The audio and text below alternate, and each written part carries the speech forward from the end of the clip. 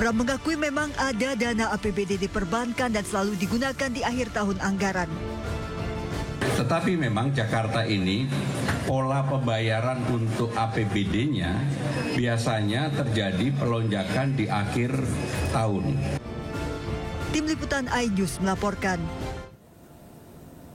Berdasarkan pengecekan ke Bank Sentral, Gubernur Jawa Barat Deddy Mulyadi menjelaskan dana simpanan Provinsi Jawa Barat hanya 3,8 triliun dalam bentuk giro. Sisanya merupakan deposito Badan Layanan Umum Daerah yang menjadi kewenangan masing-masing. Ini kita sudah selesai mendapat penjelasan dari Bank Indonesia. Bank Indonesia ini adalah bank sentral. Jadi jangan sampai ada pertanyaan atau ada pernyataan, Kang Deddy datangnya ke bank sentral, bukan ke Bank Indonesia, katanya gitu. Nah, jadi ada nggak duit yang 4,1 triliun yang deposito? Tidak ada, Pak. Tidak ada. Tidak ada. Yang ada adalah pelaporan keuangan. Di tanggal 30 September ada dana yang tersimpan di kas daerah dalam bentuk giro sebesar 3,8 triliun. Sisanya dalam bentuk deposito BLUD di luar kas daerah yang menjadi kewenangannya BLUD masing-masing. Jadi uang yang diendapkan itu tidak ada. Tidak ada. Karena uang yang 3,8 triliun ini hari ini sudah dipakai untuk bayar proyek, gaji pegawai, belanja perjalanan dinas, belanja bayar listrik, belanja bayar air, belanja para pegawai outsourcing, ya kan? Jadi saya merasa gak enak nih. Soalnya tadinya mau ada lowongan sekda, sekarang jadi tidak ada. Jadi ada nggak duit 4,1 triliun tersimpan? Saat ini tidak ada. Tidak ada. Jadi apa yang dinyatakan bahwa uang yang ada di kas daerah hari ini adalah 2,5 triliun, kemarin 2,3, ya kan? Kemudian kemarinnya lagi 2,4, itu yang benar. Jadi itu ada di giro, dan Pak. tidak ada pengendapan atau penyimpanan uang pemerintah provinsi disimpan di dana deposito untuk diambil bunganya. Tidak ada. Tidak ada ya? Tidak ada. Awas ya, sudah lihat. Begitu ya. Terima kasih. Pemirsa, Menteri Keuangan Purbaya Yudisadewa dan Gubernur Jawa Barat Deddy Mulyadi saling adu data soal dana daerah yang mengendap di deposito perbankan. Tak mau dituduh malas membelanjakan anggaran, Deddy Mulyadi datang ke Kemendagri memberikan klarifikasi.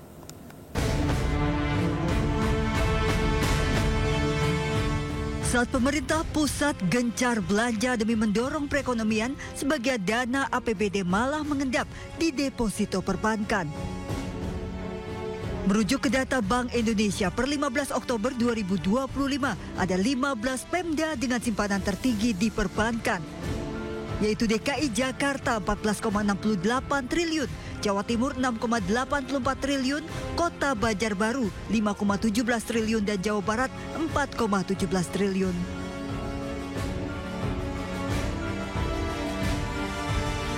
Data BI itulah yang kini jadi sorotan Menteri Keuangan Purbaya Yudisadewa. Itu data dari sistem monitoring BI yang dilaporkan oleh perbankan setiap hari kali ya, setiap berapa minggu sekali, itu seperti itu datanya. Dan di situ ada flag, ada contrengan nih data ini siapa, punya Pemda, depositonya jenisnya apa, deposito, giro, dan lain-lain. Tak mau dianggap malas-malasan menggunakan anggaran, Gubernur Jawa Barat Deddy Mulyadi langsung datangi Kemendagri untuk sampaikan klarifikasi. Menurut Deddy, dana APBD di perbankan hanya 2,62 triliun, itu pun tersimpan di giro, bukan deposito. Itu adalah uang kas pemerintah Provinsi Jawa Barat yang disimpan di Bank Jabar. Kan kasnya nggak bisa disimpan di brankas, sehingga kas kita kan karena tidak bisa disimpan di brankas, kas kita ada di bank. Jadi bukan uang yang disimpan kemudian tidak digunakan. Sanggahan juga disampaikan Gubernur Jakarta Pramono Anung. Pemirsa, aktor Jonathan Frizzy atau Ijong divonis 8 bulan penjara atas perkara obat keras dalam rokok elektrik. Putusan yang dibacakan langsung oleh majelis hakim ini lebih ringan dari tuntutan jaksa penuntut umum. Maju nunggu. Ijong. Aduh. Aktor Jonathan Frizzy atau Ijong divonis 8 bulan penjara oleh Majelis Hakim Pengadilan Negeri Kota Tangerang atas perkara rokok elektrik yang mengandung zat etomidate. Putusan ini lebih ringan dari tuntutan jaksa penuntut umum pada sidang sebelumnya, yakni 1 tahun penjara. Menanggapi keputusan tersebut, Ijong mengaku menyerahkan sepenuhnya kepada penasehat hukumnya terkait langkah selanjutnya. Atas putusan ini, pihak Ijong meminta waktu sepekan untuk memikirkan terkait vonis yang dijatuhkan Majelis Hakim. Dari Tangerang, Banten, Hasnugara, A-News melaporkan.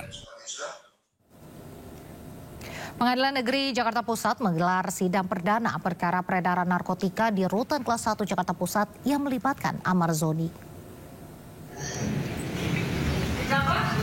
Dalam sidang pembacaan dakwaan jaksa penuntut umum, Amar Zoni hadir secara daring. Amar Zoni disidang bersama 5 terdakwa lainnya, Asep, Ardian Prasetyo, Andi Mualim alias Ko Andi, Ade Chandra Maulana, dan Muhammad Rifaldi. Amar Zoni terlibat dalam peredaran barang haram di Rutan Kelas 1 Jakarta Pusat. Dari hasil penyidikan, Amar Zoni terungkap memiliki peran sebagai gudang alias penyimpan barang narkotika tersebut.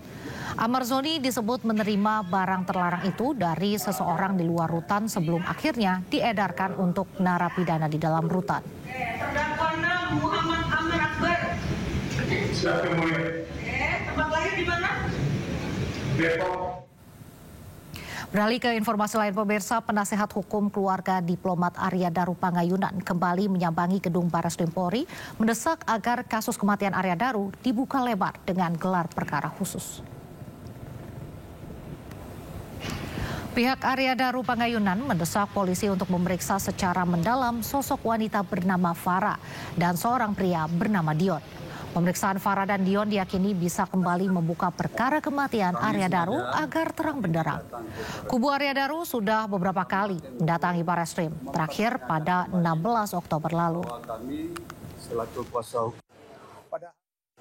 Padahal kita benar-benar mengikuti apa yang Polda inginkan. Yang terutama kita minta untuk ke TKP, tapi sampai sekarang Polda, karena pihak pemilik geratan, jadi Polda nggak bisa bantu kita untuk bisa ke TKP. Padahal kalau ini bisa ditingkatkan ke penyidikan, nggak ada masalah sebenarnya. Untuk meningkatkan ke penyidikan sangatlah mudah sebenarnya. Banyak saksi fakta yang bisa ditingkatkan menjadi penyidikan. Nah, itu yang akan kita dorong di sini. Yang paling penting adalah kita minta gelar perkara khusus supaya bisa terbuka. Ada hal-hal apa? Kami juga ada bukti yang bisa kami tunjukkan. Karena banyak hal di lapangan ini sebenarnya ini perkara kecil kan, ini hanya tempat kos. Itu kalau diselidiki benar rasanya bisa terang benderang kok ini. Kami pihak korban, kami bukan pihak yang against dengan penyelidik. Kami justru ingin sama-sama membantu mengungkapkan kasus ini gitu loh. Jangan berhenti sampai di sini. Itu aja.